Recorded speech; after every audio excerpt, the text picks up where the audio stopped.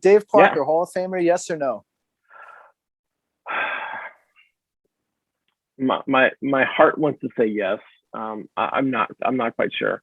He exceeds the standards of some of the guys who are in there. You know, there's no doubt. You know, if Harold Baines is the bar, then yes, Dave Parker is a Hall of Famer.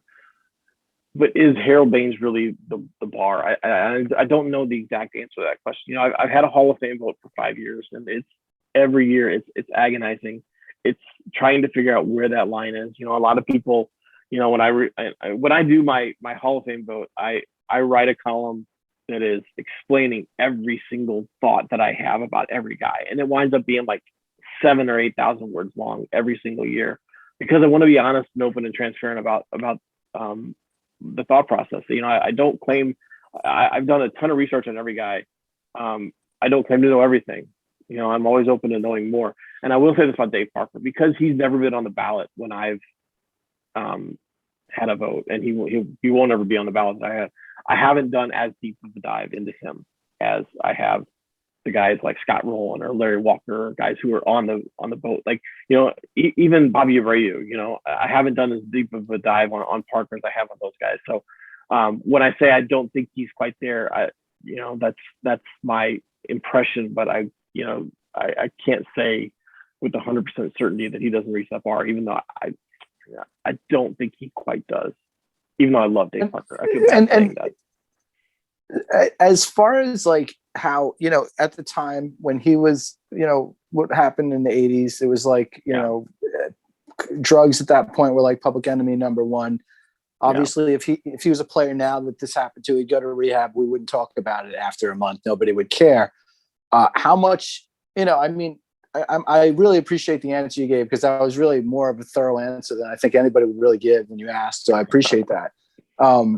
But like, how much, maybe not on you, but other people, how much does that really hurt his chances? You know what I mean? Like, to get in, is that like, in other words, if that never happened, and if Harold Baines is the bar, you know, who knows? I don't want to put you on the spot, but I really appreciate that answer, because that's very thoughtful, and most people would just be like, well, yes or no, or this was that. Yeah, I mean, it's such a fascinating topic to me that I always try to, like I said, try to be transparent with the thought process as I can, because that's all I ever wanted out of the people that were responsible for MVP awards or Cy Young. I just want to know why.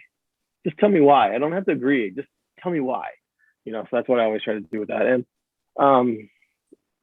yeah, I mean, as far as the vote and his connection to that kind of stuff, I don't know. I'd like to think that it doesn't have a lot to do with it, but I think that it probably did to an extent. And you know, when he comes up in committee votes going forward, you know, does that change their attitudes? You know, I mean, with the modern era committee and all these different ones, you know, it doesn't take. It's hard to get elected, but it doesn't take a lot, because there's a smaller number of people.